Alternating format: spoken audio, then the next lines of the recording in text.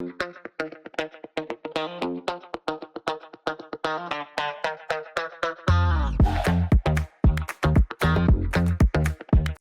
a user is a workforce executive, he or she has the option to create a new board under a workforce. So let's try creating a new board. Here, let's have it a name of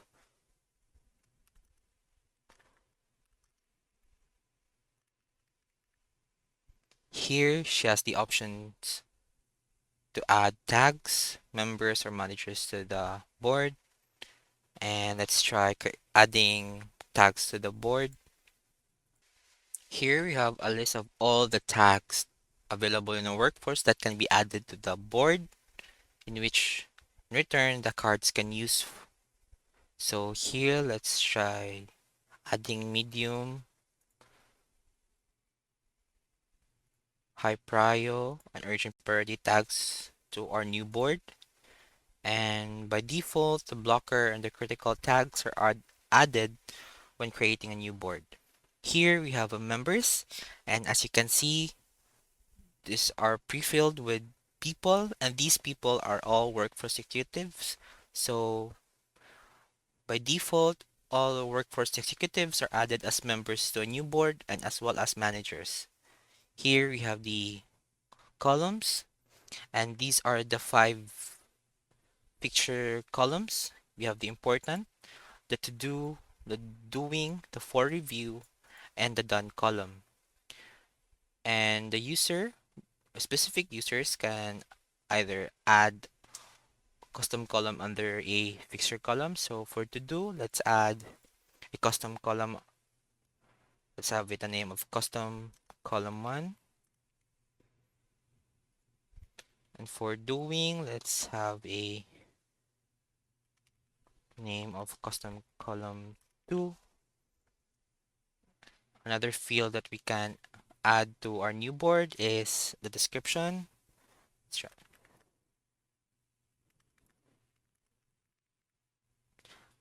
Performance indicators can either use points and hours, and by default it is hours that are selected. And here we have the option to create a question set that is a default for the board, and the cards can use as an estimation question set if the card has no milestone. So let's try adding a question set for the board. Let's have default, have at least one question. Let's have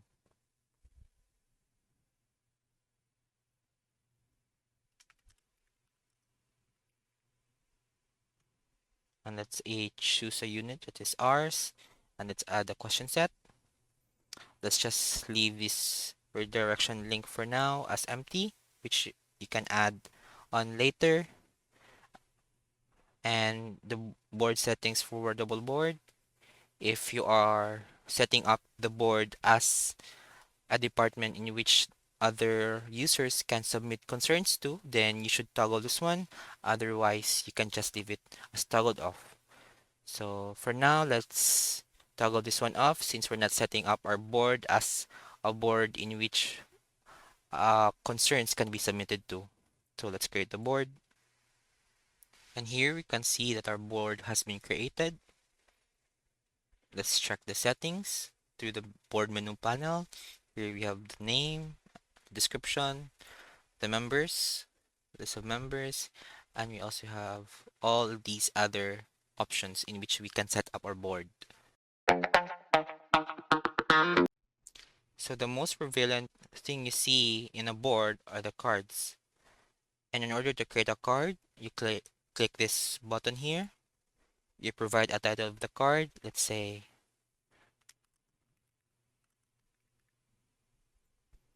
clicking create, it creates the card for you, and clicking that card will open the card panel details. Here we have some properties of the card that we may or may not provide. So for my first card, let's provide a tag to it or tags to it. It pulls up a list of tags available in the board in which you can associate your card to. Here we can also add the description for a card. And the description of a card is a formatable field, so the user or the creator or the members can either format the card by making it the description of the card by making it bold, italicized, or underlined. Now let's save this description.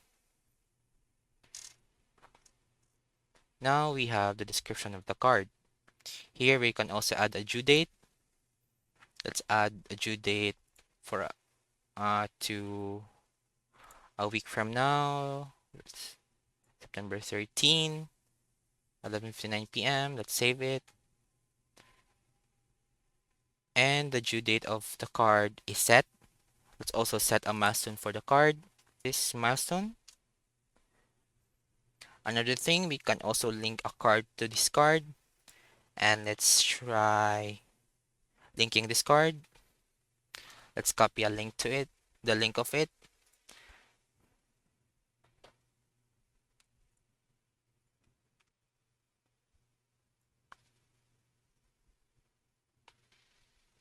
And here we can see the link card that it says also the card ID and the column in which the card belongs to. We have the last field we can also add. Let's add attachments to it. Let's add screenshot. Here, the attachment is uploading and the attachment is already added to the card. And the bottom part of the this section of the card is the activity in which activities are added each time a new or a detail is edited. Now you also have the option to show a specific section of this part. Here we have the comments, also the history, in which I talked about earlier. If you edit fields to the card, it will add histories to it or these items. Let's try adding a comment to the card. And now the comment is created to that card. You or the other members of the card can reply to this comment, and you can create a long list of threads or replies to it depending on how much you use the comments feature. Next section of the card details panel is the members view. Here you can have a list of the members of the card and also a request. The requests are made if the card is set to a private state. And let's add other members of the card. And here it pulls up this model in which you can select members to add to the card. And let's look for a specific group and let's add all these people to the card. And now it lists all the members of the card. We can also search for a specific member of the card. We can also remove members from the card. The next view for this card panel is the subtask. Subtask is created after a creation of a card automatically, but the user or the creator or the members can create more subtasks under this card. So here, let's create a new subtask and let's name this new. We can also add assignees to the card. I can either remove myself or add other members, all those people. And for a feature of a subtask, we can also set the subtask as a meeting. Setting this setting this as a meeting will have the option to disable an activity timer. This can also be disabled, so depending on the needed requirements for the subtasks, you have these options. So for now, let's not set this to as meeting and let's create this one. And here, if you add a person to the subtask and she or he is not part of the members of the card, then this will pull up a alert to notify you that an external member of the card will be added to just add this person.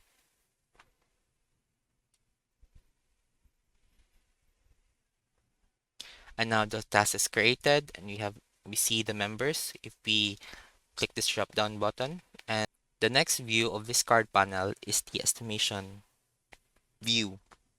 Here we have the option to assign a member to the card, assigning a primary member, and we also have the option to set up an estimation question for the card. Here, let's set up. Here we can choose a question set. We have the development board default set question set. Here it has these questions, and to other participants that can respond to these questions, you can add members, or let's have the keep estimations private, which means that all the responses to these questions can either be seen only by the card author or the milestone lead if the card has a milestone. Finish the setup. Here, here are the questions from that question set. You yourself can also add estimations and respond to those questions. Let's try responding to it.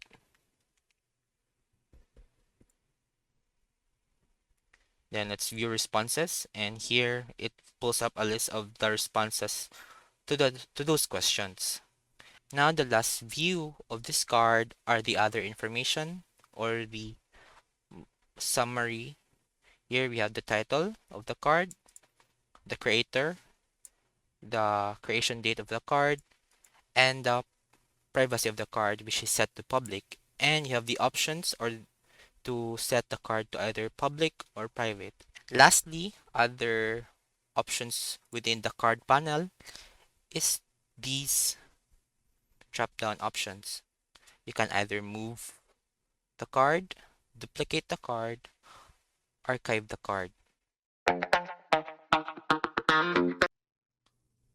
One new feature of the boards is board spaces, which you can access via your board view page through this icon. If you click this icon, it will bring up a list of conversations available to your board spaces. However, for version 1, board spaces only creates one conversation for each board, wherein all members of the board are members to that conversation. So let's start our conversation by sending a message. This message will be seen by the other members of the space. You can also try to delete your message or edit your message. And just like sending comments to cards, you can also reply to a message. A new feature brought by board spaces is the ability to attach HQZen items within your message. However, for version 1, users can only attach HQZen card links to their message. To visualize, let's create a new message with an HQZen card link. And there, the conversation makes an icon for it to indicate that there's an attached card to the message. This will achieve a task-focused conversation, allowing other members to have a detailed view of what the message is all about.